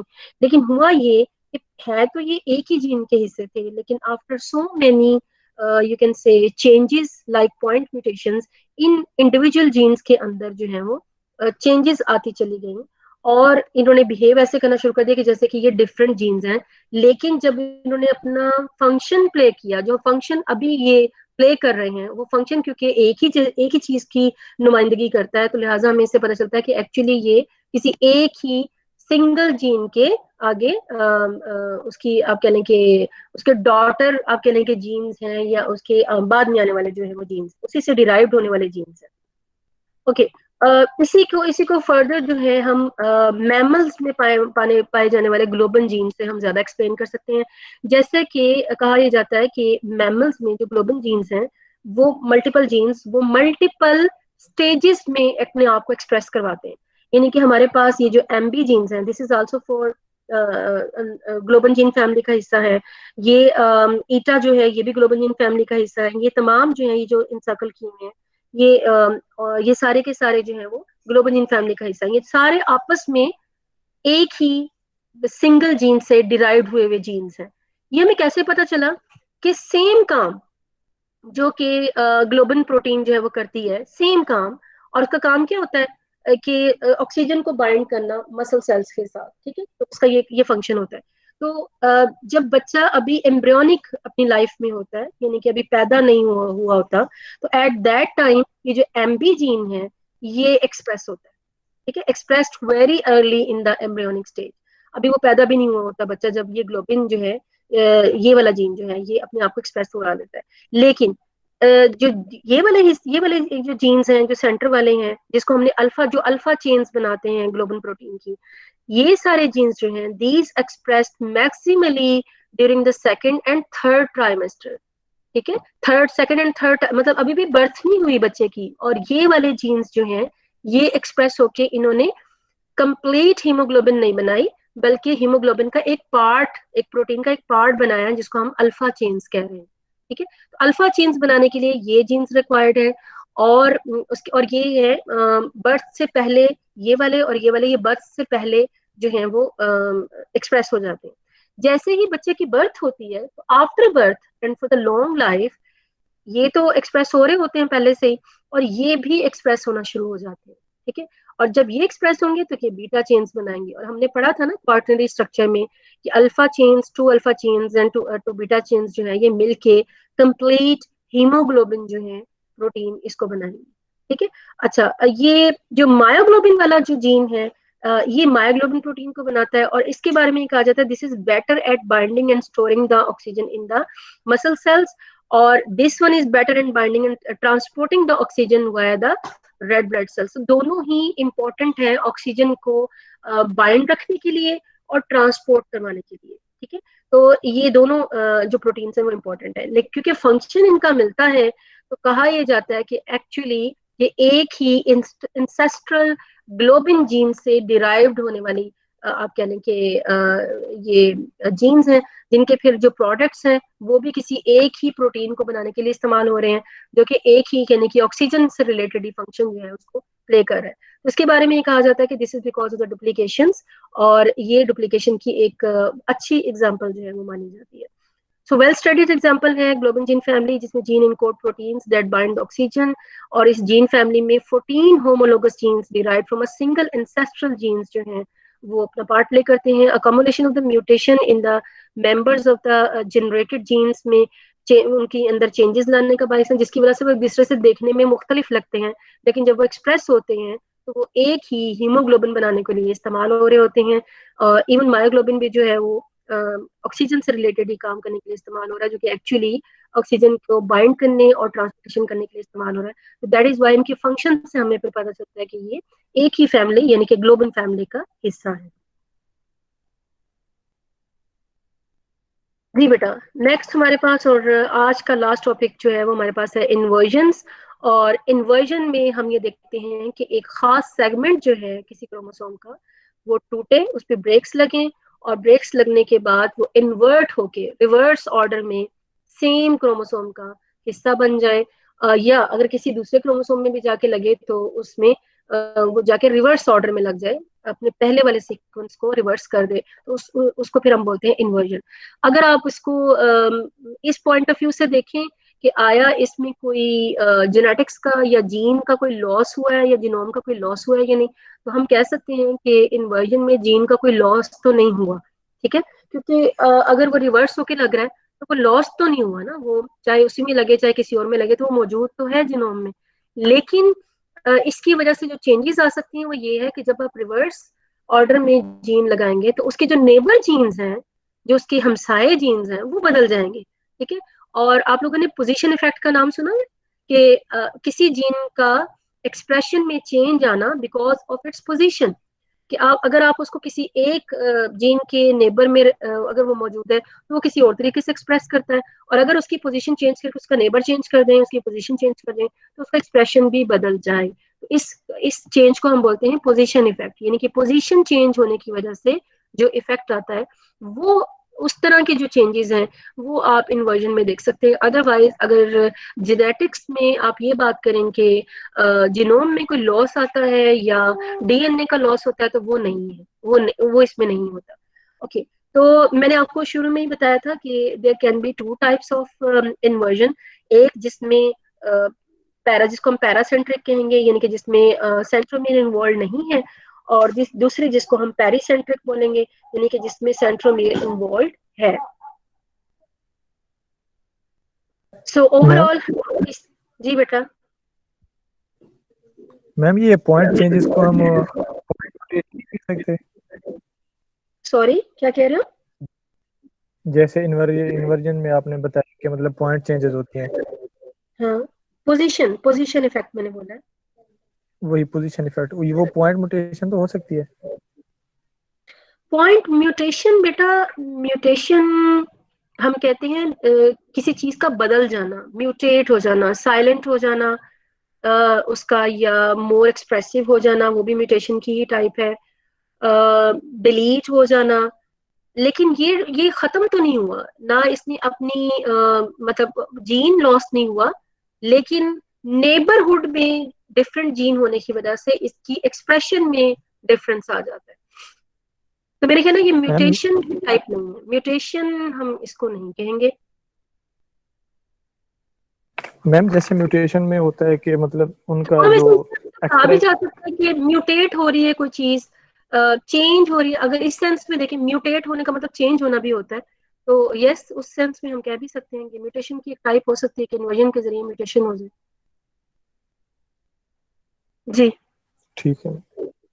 ओके, तो जैसे मैं भी आपको बता रही थी कि इन्वर्जन के जो कॉन्सिक्वेंसेज हैं, जेनेटिक लॉस नहीं है, genetic information is there. Break point effect आ सकता है, जहां से अगर ये ब्रेक पॉइंट इफेक्ट यानी कि इन्वर्जन होने के लिए जो ब्रेक लगा है वो किसी ऐसे जगह पे लग जाए जो कि उस जीन का रेगुलेटरी पार्ट है। इसके बारे में कॉन्सेप्ट है आपको, रेगुलेटरी पार्ट किसी जीन का और स्ट्रक्चरल पार्ट। एक जीन के दो पोर्शन होते हैं ना, एक उसका स्ट्रक्चरल जीन होता है, एक उसका रेगुलेटरी हिस्सा होता है। इसका आइडिया है आपको? जी बेटा, मुझे बताएं, अदरवाइज फिर मैं इसकी वीडियो नो आपको मैम, शेयर कर दूंगी। नो। ओके, कोई भी जो जीन होता है ना बेटा, उसका जो एक्सप्रेस होने वाला हिस्सा होता है ना, जिससे जो एक्चुअली एक्सप्रेस होकर ट्रांसक्रिप्ट बनाता है, उसको हम कहते हैं उसका स्ट्रक्चरल पोर्शन। ठीक है, जिससे एक्चुअली मैसेंजर आरएनए बनता है। और वो हिस्सा जो एक्सप्रेस नहीं होता, लेकिन उसकी वजह से स्ट्रक्चरल जो पार्ट है वो एक्सप्रेस होता है, मतलब आप कहने कि वो उसको कंट्रोल करता है। ठीक है, तो जो कंट्रोल करने वाला हिस्सा होता है, जो कि रेगुलेट करता है स्ट्रक्चरल पोर्शन के, कि आया वो एक्सप्रेस होगा या नहीं होगा, या ज्यादा होगा या कम होगा, मतलब उसको जो रेगुलेट कर रहा होता है, उसको हम बोलते हैं उसका रेगुलेटरी रीजन है। वो उस जीन का ही होता है। अगर प्रोकैरियोट का केस हो तो वो जीन के बिल्कुल एडजेसेंट पे पाया जाता है, मतलब उसके बिल्कुल नेबरहुड में होता है। बट यूकैरियोट का अगर केस हो तो वो जीन से फार अवे भी हो सकता है, मतलब एक जीन का स्ट्रक्चरल पोर्शन किसी और जगह पे है और उसका रेगुलेटरी पोर्शन किसी और जगह पे है। ठीक है, तो दिस इज ऑल्सो हैपन। ये मैं आपको फिर इसकी रिलेटेड जो है वीडियोस वो भी शेयर कर दूंगी। तो स्ट्रक्चरल अगर पोर्शन में आ जाए या रेगुलेटरी पोर्शन में आ जाए ये ब्रेक्स, जिसकी वजह से इन्वर्जन आ रही है, तो फिर उसकी वजह से कॉन्सिक्वेंसेज हो सकते हैं। पोजीशन इफेक्ट हो सकता है, मैंने भी आपको बताया। रीपोजिशनिंग जो है वो अल्टर कर सकती है जीन एक्सप्रेशन को, तो वो हो सकता है। मैम क्योंकि जैसे मैंने आपको बताया ना कि उसकी रेगुलेटरी रीजन जो है वो उससे अफारा पार्ट हो जाएगा। So separated from the regulatory sequences placed next to the constitutive heterochromatin के पास, अगर मतलब एक ऐसी जगह से उसको उठा के कि जहां से उसका रेगुलेटरी रीजन नजदीक पड़ता था, वहां से उठा के किसी ऐसी जगह पे उसको ले गया है कि जहां पे हेट्रोक्रोमेटिन के पास जाके बैठ गया। हेट्रोक्रोमेटिन ने तो एक्सप्रेस ही नहीं होना होता, तो वहां पे तो रेगुलेटरी रीजन तो होगा नहीं कोई। तो फिर इसकी वजह से फिर पोजिशन इफेक्ट्स जो है वो आ सकते हैं। और इन्वर्जन जो है ये कोई ऐसी चीज नहीं है जो कि बिल्कुल ही कोई आप कह लें कि कोई यूनिक है। ह्यूमन पॉपुलेशन में 2% जो है वो इन्वर्जन नॉर्मली पाई जाती है। उनके अंदर ये चीजें डिटेक्टेबल हैं कि 2% जो टोटल ह्यूमन पॉपुलेशन है उसके अंदर 2% जो है वो नॉर्मली इन्वर्जन जो है वो देखी जाती हैं, एग्जिस्ट करती हैं। जी, कोई बात कर रहा था? यस मैम, मैं ये बात कर रहा था कि ब्रेक पॉइंट जो आपने बताया अभी, इसमें रेगुलेटरी जीन और स्ट्रक्चरल जीन जो आप बता रही थी, तो हाँ जी। इसमें आपने बताया स्ट्रक्चरल जीन मतलब ट्रांसक्रिप्शन में जो जीन होते हैं कोई होते हैं, मतलब हाँ जी। ट्रांसक्रिप्शन को। मैम बेसिकली तो रेगुलेटरी जीन नहीं होते ट्रांसक्रिप्शन में, नहीं मतलब नहीं जो बेटा, वो रेगुलेटरी फाइव। जीन जो है ना ये रेगुलेट करते हैं। इसके ऊपर आप कह लें कि ट्रांसक्रिप्शन फैक्टर्स लगते हैं जो कि जीन को रेगुलेट करते हैं। मैं आपको एक एग्जांपल मेरे ख्याल है दिखा ही दूं, क्योंकि आप इससे कंफ्यूज हो रहे हैं। एग्जांपल तो मैं दिखा दूंगी, बट तुम्हारा टाइम वेस्ट हो जाना है अगर आप लोगों की आगे क्लास नहीं है तो। मैं आपको एक ओपेरॉन की एग्जांपल दिखा देती हूँ, प्रोकार्योटिक जीन, क्योंकि वहां पे समझना आपको ज्यादा आसान होगा।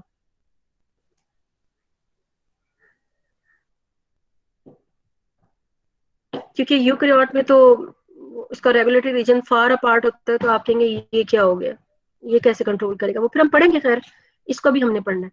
ये जी एक बहुत अच्छा एक एग्जांपल मेरे सामने खुल गई है, मैं आपको ये जरा शेयर करवा दूं स्क्रीन से। इसमें टैब में स्क्रीन आप ये देख सकते हैं, ये जो भी मैंने खोला था। यस मैम, नजर आ रहा है। अच्छा चलो ठीक है, फिर इस तरह ही देख लें। ये देखिएगा बेटा, ये मैं बात कर रही थी, ये पूरा जीन है, ठीक है, ये पूरा जीन है। और ये हिस्सा जो है ABCD, ये एक्सप्रेस हो रहा है और मैसेंजर RNA बना रहा है। और ये जो हिस्सा है ना, ये 1 2 3 4 5, ये पूरा, ये इतना हिस्सा, ये एक्सप्रेस नहीं होता कभी भी। ये इस जीन की रेगुलेशन के लिए इस्तेमाल होता है कि आया ये जीन एक्सप्रेस होगा, नहीं होगा, ये क्या होगा। तो this one is known as structural gene and this one is known as regulatory gene. जी सही है मैम, अब समझ आ गया। ओके। अच्छा, तो हम बात करते हैं इन्वर्जन्स की, और मैंने आपको बताया कि इन्वर्जन के जो कॉन्सिक्वेंसेज हैं उनकी हम बात करते हैं। Individual with 1 copy of normal chromosome and 1 copy of inverted chromosome उसके अंदर पाई जा सकती हैं। यूजुअली फिनोटिपिकली वो देखने में नॉर्मल होता है, क्योंकि जीन की इंफॉर्मेशन जो है वो लॉस नहीं होती। They have high probability of producing gametes that are abnormal in genetic content। लेकिन आप यूं समझ लें कि वो खुद तो वो नॉर्मल होते हैं, लेकिन उनके आगे उनकी रिप्रोडक्शन में फिर मसला आ सकता है, क्योंकि जो वो गेमीट्स प्रोड्यूस करेंगे ना, वो इन्वर्जन होने की वजह से वो बैलेंस्ड गेमीट आप कहने के नहीं होंगे, या उनमें आप कहने के चेंजेस आने की वजह से क्रॉसिंग ओवर में फिर प्रॉब्लम होगा। और क्रॉसिंग ओवर इस मसले को और ज्यादा सवियर कर देती है। दैट्स वाई फिर जो गेमीट्स बनते हैं वो फिर बैलेंस नहीं रहते। मैं अभी आपको दिखाती हूँ इसका कॉन्सिक्वेंस जो है क्रॉसिंग ओवर के बाद क्या होता है। सो इसी के हवाले से हम बात कर रहे हैं कि जब क्रॉसिंग ओवर होती है तो बेसिकली हमें एक लूप नजर आता है। और उस लूप अब देखिए, लूप मैंने आपको बताया डुप्लीकेशन में भी नजर आता है, लूप आपको डिलीशन में भी नजर आता है, और लूप में आपको कह रही इन्वर्जन में भी नजर आता है। तो लूप की नौयत जो है वो मुख्तलिफ होगी, जिसको देख के आप पता कर सकते हैं कि आया this is because of inversion और this is because of you can say duplication और डिलीशन। ओके, तो अब हम इसके कॉन्सिक्वेंसेस की हम बात कर रहे थे। तो ये एक एग्जांपल है जिसमें आप देखें दो तरह के क्रोमोसोम्स, यानी कि ये होमोलोगस क्रोमोसोम है, क्योंकि एक ही जैसे जीन्स हैं लेकिन अलील डिफरेंट कर दिए हैं। ये कैपिटल ABC वाले मतलब ये डिफरेंट अलील हैं, और दूसरे के पास स्मॉल ABC वाले, ताकि आप डिफरेंशिएट कर सकें कि कौन से क्रोमोसोम में इन्वर्जन हुई और उसने किस तरीके से क्रॉसिंग ओवर के बाद चेंजेस जो है वो लेकर आई हैं। अच्छा अच्छा बेटे, अभी ठहर जाओ। अच्छा बेटा, इसको मैं ना जरा ले जाती हूँ स्लाइड शो पे, और ताकि आपको इसको समझाने में आसानी हो। अच्छा, तो पहला केस जो हम डिस्कस करेंगे, ये हम एक ऐसा आप कह लें कि डिस्कस करें कि जिसके अंदर जो इन्वर्जन हो रही है उसमें सेंट्रोमियर इन्वर्जन तो हो रही है, लेकिन जो उसमें आप कह लें कि जो क्रॉसिंग ओवर है उसमें सेंट्रोमियर इन्वॉल्व नहीं है। ठीक है, जो क्रॉस ओवर होना है तो उसमें सेंट्रोमियर इन्वॉल्व नहीं है। अच्छा, ओवरऑल अगर आप इसको देखें तो ये इसमें डिफरेंस क्या है कि ये एक ऐसा क्रोमोसोम है जिसमें इन्वर्जन में ये वाला हिस्सा GFED, जिसके अंदर सेंट्रोमियर भी इन्वॉल्व है, यानी कि ये पेरीसेंट्रिक इन्वर्जन वाला आप कहने के केस है। ठीक है, पेरीसेंट्रिक इन्वर्जन का केस है, और हमने देखना है कि क्रॉसिंग ओवर होने के बाद इससे किस तरह के गेमेट्स बनेंगे, यानी कि गेमेट्स में किस तरह के इन क्रोमोसोम्स के क्रोमेटिड जाएंगे। अच्छा, जब तो होनी है क्रॉसिंग ओवर, तो क्रॉसिंग ओवर से पहले इनको आपस में सैनैप्स करना है, इनको अलाइन करना है। तो अलाइन होने के लिए अब अलाइनमेंट इनकी हो जानी है मुश्किल। उसकी रीजन ये है कि एक में तो बिल्कुल तरतीब ठीक है, लेकिन जो दूसरा क्रोमोसोम जिसके साथ इसने अलाइन करना है उसमें वो हिस्सा इन्वर्ट हुआ है। तो इन्वर्ट हुए वाले हिस्से को लूप बनाकर कुछ इस तरीके से वो अपने आप को मोल्ड करेगा, कुछ इस तरीके से अपने आप को घुमाएगा कि जो रीजन उसका एफ का रीजन है वो एफ के साथ सामने आ जाए, जी जो है वो जी के सामने आ जाए, ई क्योंकि मौजूद तो है ना, तो अलाइनमेंट तो हो सकती है। ये तो नहीं कि सिरे से मौजूद ही नहीं, मौजूद है, सिर्फ उसको अपने आप को उसके सामने लेकर आना है। तो लेकर आने के लिए ये नॉर्मल रहेगा, ये वाला क्रोमोसोम ऊपर वाला जो है ये नॉर्मल रहेगा, लेकिन जो नीचे वाला क्रोमोसोम जिसमें इन्वर्जन हुई है वो इस तरीके से अपने आप को बेंड करवा के लूप बनाकर, एंड देन अब ये देखिए आई के सामने आई है, जी के सामने जी है, और एच के सामने एच है, और जी के सामने जी है, एफ के सामने एफ है, ई के सामने ई है, डी के सामने डी। अदरवाइज अगर ये इसी तरीके से अलाइन करता है जैसे कि आप ऊपर वाले डायग्राम में दिखाया हुआ हिस्से में, तो फिर ये अलाइनमेंट पॉसिबल नहीं थी, क्योंकि जी के सामने डी आ रहा था, एफ के सामने ई आ रहा था, ई के सामने एफ आ रहा था, तो इस तरीके से ये पॉसिबल नहीं था। ठीक है, सो ड्यूरिंग आप कह लें कि क्रॉसिंग ओवर से पहले जब उनका सैनेप्सिस होती है, तो उस दौरान में उसको इस तरीके से अपने आप का लूप बनाना, तो ये लूप जब बनेगा तो उससे आइडेंटिफाई होगा कि इनमें इन्वर्जन हुई है। नाउ अब आइडेंटिफाई तो हो गया, लेकिन किस तरीके से इसके गेमीट्स वायबल नहीं रहते ये हमने देखना है।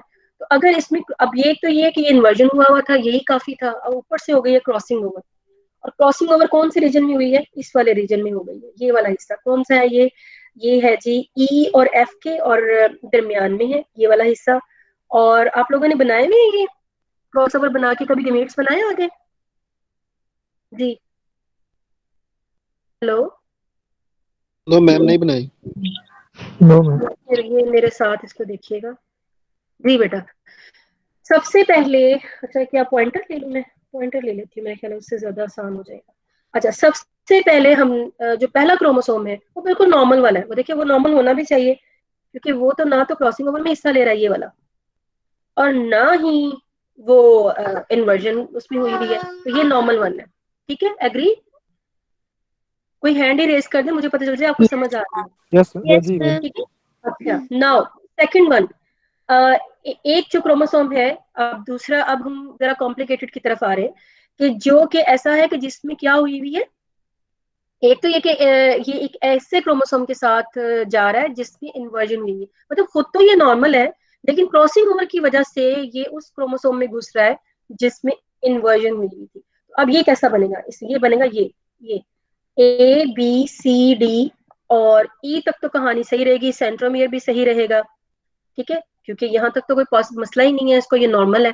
यहाँ से मसला स्टार्ट होगा, ये अब इधर को चला जाएगा, ये इस तरफ चला जाएगा।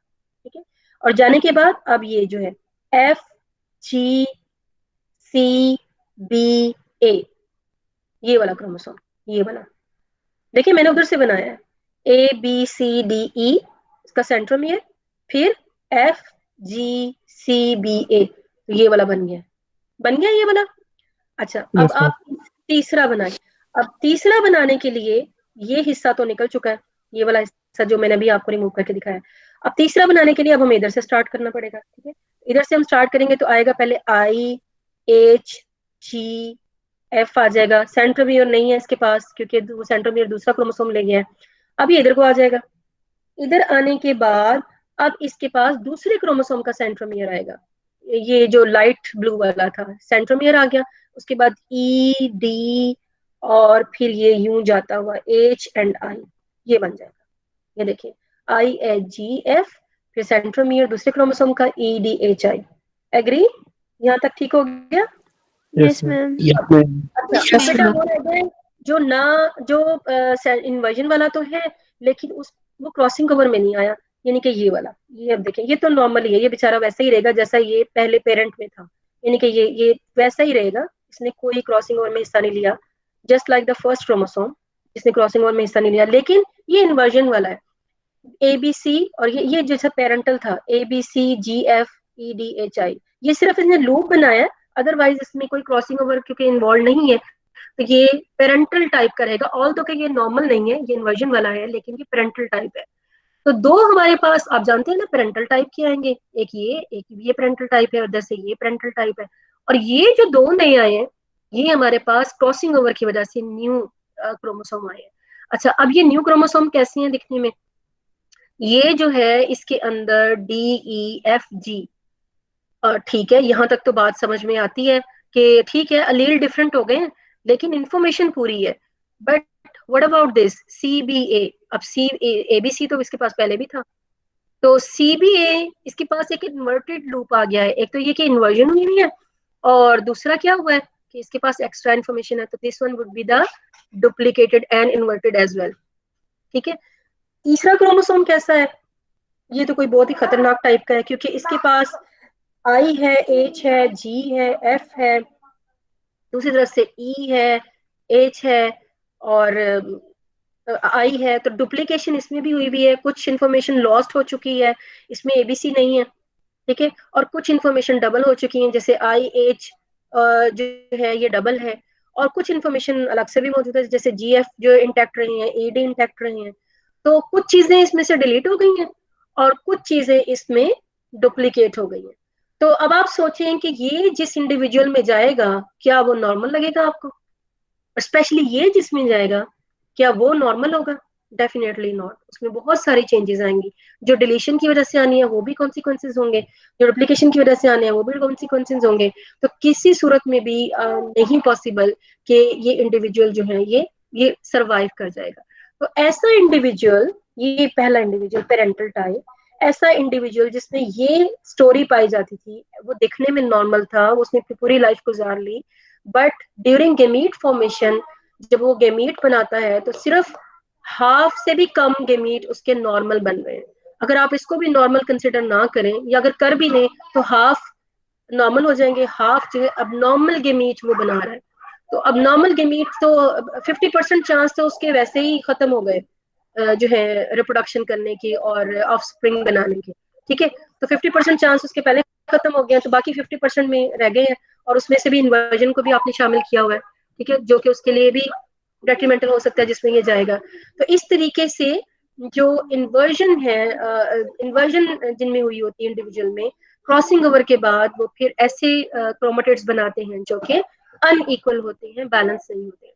तो ये बेटा हमने डिस्कस किया है एक केस जिसमें सेंट्रोमियर जो है वो इन्वर्जन में इन्वॉल्व है। ठीक है, अब हम एक और केस डिस्कस कर लेते हैं। मैम एक मिनट। जी बेटा।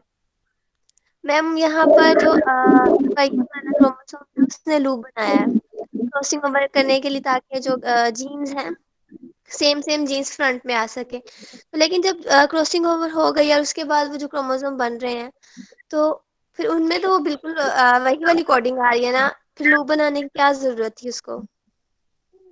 किसको लूप बेटा, इसको लूप बनाने की क्यों नहीं जरूरत? मतलब देखिए ना, जैसे जनवाइन वाला जो क्रोमोसोम है, ठीक है, उसमें आ हाँ रहा है जी। ए बी सी डी, नहीं, A hmm. B C G F E D H I, ठीक है। और हाँ। उसके ऊपर अगर वो दोनों आपस में क्रॉसिंग ओवर करते हैं, तो हम्म। जो क्रॉसिंग ओवर के बाद जो क्रोमोसोम आगे बन रहा है, उसमें अगर हम हम्म। देखें जो नंबर थर्ड है, नहीं, सेकंड वाला हम्म। ए बी सी डी, और नीचे वाला पार्ट ऊपर इस तरह कर दे, वो बात तो वही आ रही है ना।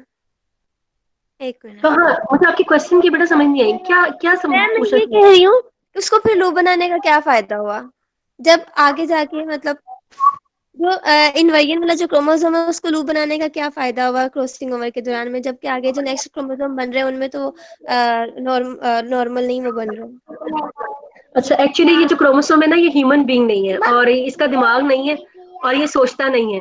इसने वो काम करना है जो इसका काम है, और इसका काम है कि ये अपने होमोलोगस क्रोमोसोम के साथ जाके पेयर अप हो जाए। अब हाँ आगे जी। उसके कॉन्सिक्वेंसेस क्या निकलते हैं, वो भी अब नॉर्मल ही रहते हैं या डेंजरस हो जाते हैं या लीथल हो जाते हैं, ये इसका कंसर्न नहीं है। इसका काम है अपनी होमोलोगस क्रोमोसोम के साथ पेयर अप होना, और पेयर अप होने के लिए उसको लूप बनाना पड़ेगा, क्योंकि लूप बनाए बगैर वो पेयर अप नहीं हो सकता। ठीक है। ठीक है। ठीक है बेटा, आप अपनी तौर पे ना आप ऐसे बात कर रहे हो जैसे कि आपके पास क्रोमोसोम है, और आप उनको उनका रिजल्ट लेना चाह रहे हो, और आप कह रहे हैं अगर ये कम खराब ही होना है तो मैनू की लोड़ है कि मैं इन्हें इतना मुश्किल बना के तक काम खराब करा। काम तो खराब हो ही रहा है, ठीक है, लेकिन बेटा वो काम मजीद खराब हो रहा है, क्योंकि उसने उसका काम है सैनैप्स करना, तो सैनैप्स तो उसने करना ही करना है, चाहे तो काम फिर उससे सीधा निकल जाए चाहे उससे काम खराब हो जाए। साइनैप्स वो कर रहा है ना, वो इस तरह का है, मतलब लूप इसलिए बनाया ताकि वो होमोलोगस क्रोमोसोम जो सेम जीन्स है वो आपस में फ्रंट पे आ सके, यानी कि यस, सेम बिल्कुल बिल्कुल। लेवल पे आ सके। हाँ जी, तो फिर हाँ उसके जी। बाद जब उन्होंने क्रॉसिंग ओवर कर लिए, फिर वही पार्ट्स दोबारा वही आ रहे हैं। मुझे ये चीज कंफ्यूज कर रही है। बेटा वो पार्ट्स इस वजह से आ रहे हैं ना कि क्रॉसिंग ओवर होने के बाद उनकी जैसे एक नॉर्मल क्रॉसिंग ओवर होती है जिसमें इन्वर्जन इन्वॉल्व ना हो, क्रॉस एक ओवर तो नॉर्मल फिर उन्हीं से इंडिविजुअल वो होती है। दोबारा कर रहे हैं ना। तो बेटा चले। उन्हीं से ही होती है, अपने होमोलोगस से ही क्रॉसिंग ओवर होती है, कभी भी हाँ नॉन जी, होमोलोगस से ठीक क्रॉसिंग है, ओवर थोड़ी होनी है मैं वही कि कह रही दिमाग हूँ। वाले जो जीन है वो जाके दुम वाले जीन बना दे, तो ऐसा तो नहीं होता ना। नहीं, यस मैम, वो हाँ नहीं होता। ऐसा। हाँ, वो तो हमेशा होमोलोगस के क्रॉसिंग ओवर तो होती है, क्रॉसिंग ओवर की डेफिनेशन ही ये है कि होमोलोगस क्रोमोसोम के दरमियान में होती है। हाँ जी, बिल्कुल जी। हाँ जी, आप कंफ्यूज हो रही हैं किसी पॉइंट से, लेकिन आप पहले क्वेश्चन अच्छा करेंगी तो मैं उसका आंसर दे पाऊंगी। अदरवाइज मुझे इतना ही समझ आया कि शायद आप ये समझ रही हैं कि अगर कॉन्सिक्वेंसेज इतने बैड आ रहे हैं तो ये लूप बना बना के इतनी मेहनत क्यों कर रहा है। चलिए मैं अपने क्वेश्चन को रिफॉर्म करती हूँ दोबारा। हाँ, रिफॉर्म करो सोच के, ठीक है। अगर बाद में याद आए तो बेशक जीसीआर पे पोस्ट कर देना, मैं वहां पे रिप्लाई कर दूंगी। व्हाट्सएप पे करना, व्हाट्सएप पे कर देना। अच्छा, ओके। इस जल्दी से इसको बेटा खत्म कर लेते हैं। सेकंड टाइप को अभी हमने पढ़ा है पेरीसेंट्रिक, यानी कि जिसमें सेंट्रोमियर इन्वॉल्व था इन्वर्जन में। अब हम एक ऐसा केस ले लेते हैं जो कि है पैरासेंट्रिक, यानी कि जिसमें सेंट्रोमियर इन्वॉल्व नहीं है। तो मेरा ख्याल है बहुत डिटेल मुझे समझाने की जरूरत नहीं पड़ेगी कि इसका लूप कैसे बना। So we directly go towards the consequences कि किस तरीके से इसके न्यू ये जो क्रोमोसोम है वो बन रहे हैं। तो अगेन मैं उसी तरीके से आपको लेके चलूंगी कि ये इस तरीके से इनका ये लूप कैसे बना, ये तो आप समझ गए होंगे कि एक दूसरे की अलाइनमेंट के लिए। और क्रॉसिंग ओवर हुई है इस रीजन में जिसमें इन्वर्जन हुई हुई थी, ठीक है। तो इन्वर्जन हुई हुई में क्रॉसिंग ओवर हुई है, तो आपके पास जो बनने क्रोमेटिड्स, अगर आप इस वाले हिस्से को ना भी देखें और सिर्फ इसी पे तवज्जो दें, तो ये देखें मेरे साथ अगर आप रहें, तो ये है जी पहला क्रोमोसोम जो कि नॉर्मल पेरेंटल टाइप होगा, ABCDEF, और फिर सेंट्रोमियर और F और GHI, ठीक है, जो कि नॉर्मल है। देन उसके बाद आपके पास आ जाएगा नॉर्मल ही लेकिन जिसने क्रॉसिंग ओवर कर लिया, तो ABC, और C के बाद D तक ये नहीं पहुंचेगा क्योंकि D से पहले ही क्रॉस ओवर हो चुका है। तो ये अब क्रॉस की तरफ जाएगा और ये जाएगा इस तरफ, और इस तरफ जाने के बाद ये लेगा DE दूसरे क्रोमोसोम का, ठीक है, और उसके बाद ये लेगा A। और now you can see that इस क्रोमोसोम में तो कोई सेंट्रोमियर ही नहीं है। आपने ऑब्जर्व किया? जी मैम। और मैंने आपको क्या बताया था कि जिसके पास सेंट्रोमियर नहीं होता वो सारा का सारा और लॉस्ट कम्मा हो होता जाता है। है, लॉस्ट हो जाता है। अच्छा, एक और भी अब डेंजरस चीज इसमें आने वाली। अब ये तो बन गए दो। Now the third one. अब थर्ड वन को हमने यहाँ से स्टार्ट करना है।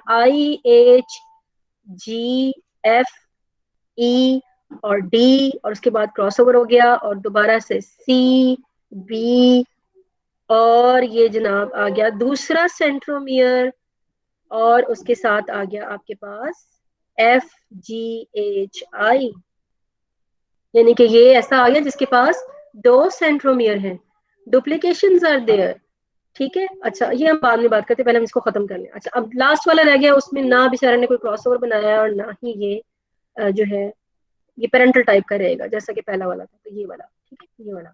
अच्छा, अब ये तो हो गया लॉस्ट क्योंकि इसके पास सेंट्रोमियर नहीं है। What about this?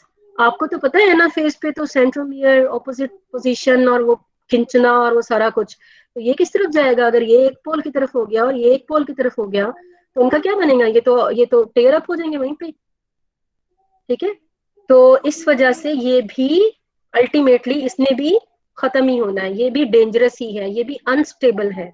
तो देखने में तो हमें लगता था कि शायद ये वाला जो है ज्यादा डेंजरस है, कि इसके अंदर सेंट्रोमियर इन्वॉल्व है, तो शायद इसके जो क्रॉसओवर बनने के बाद ये ज्यादा लीथल होंगे, लेकिन this one is more lethal, कि इसके कॉन्सिक्वेंसेस उससे भी ज्यादा जो है वो खतरनाक है, ठीक है। So that's all about inversion. Consequences में इसके हम बहुत सारी बातें पहले ही डिस्कस कर चुके हैं, और यहाँ पे उसको जो है वो समराइज भी कर दिया गया है कि कैसे इसको आप डिटेक्ट कर सकते हैं। लूप की फॉर्मेशन जो है प्रोफेज 1 में वो मियोसिस की वो स्टार्ट हो जाती है। Formation of the dicentric chromosomal bridge जो है वो में नजर आ जाते हैं अगर ये पेरिसेंट्रिक वाला इन्वॉल्व हो तो, सॉरी पैरासेंट्रिक वाला। Development of the abnormal meiotic products बनते हैं, वो हम पहले दोनों सूत्रों में हम बात कर चुके हैं, which may be detected by means of tetrad analysis, ठीक है। और ये टेट्राड एनालिसिस के बारे में भी हम बात करेंगे जब मैं आपको पढ़ाऊंगी ये जो है क्या उसे कहते हैं ट्रांसलोकेशन पढ़ाऊंगी, वहां पे हम इसको डिस्कस करेंगे। And then decreased fertility resulting due to fertility तो ऑलमोस्ट डिक्रीज होनी 50%, तो उसके जो आप कह लें कि क्रोमोसोम है वही क्रोमेटिड्स ही नहीं सही रहे, तो फर्टिलिटी तो सवाल ही पैदा नहीं होता कि वो नॉर्मल रहे। रिड्यूस्ड क्रॉसिंग ऑफ फ्रिक्वेंसी, क्योंकि ऑलरेडी वो लूप शूप बनाए हुए हैं, तो क्रॉसिंग ओवर के लिए भी फुल लेंथ अवेलेबल नहीं है क्रोमोसोम की, कि जिसके साथ वो अपनी मर्जी से क्रॉसिंग ओवर जो है वो कर सके। आपको पता है क्रॉसिंग ओवर, अगर आपने थोड़ा बहुत पढ़ा है इसके बारे में, पहले तो एफएससी में डिटेल से होता था, मुझे नहीं आइडिया, बड़ी देर हो गई एफएससी की बुक देखे हुए, कि क्रॉसिंग ओवर होने के लिए भी उसकी जो है डिफरेंट डिजिट्स, एक जहाँ पे क्रॉसिंग ओवर हो जाए फौरन उसके साथ नहीं हो सकती, ठीक है। और इसके अलावा फिर जब ये इन्वर्जन और इस तरह की चीजें होंगी तो वो और उसको हिंडर कर देंगी और उसको रिस्ट्रिक्ट कर देंगी, इस एरिया में क्रॉसिंग ओवर इज पॉसिबल और इस एरिया में crossing over is not possible. तो ये चीजें भी सामने आएंगी।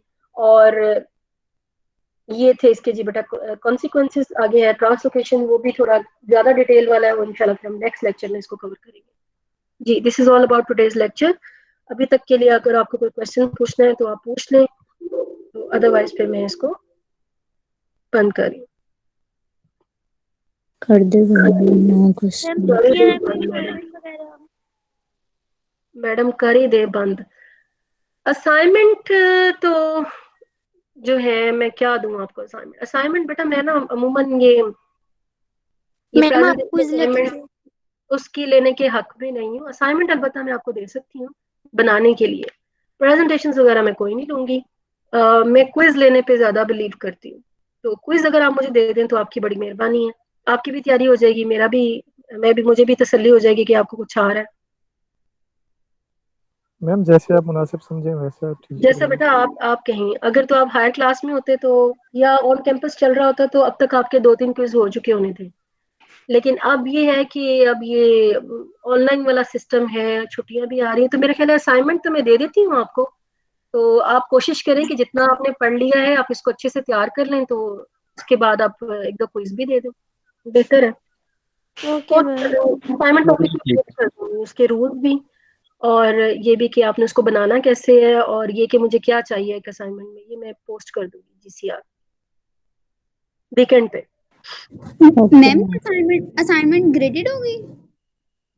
तो और तुम्हें क्या लगता है कि मैं अनग्रेडेड काम के लिए इतना कुछ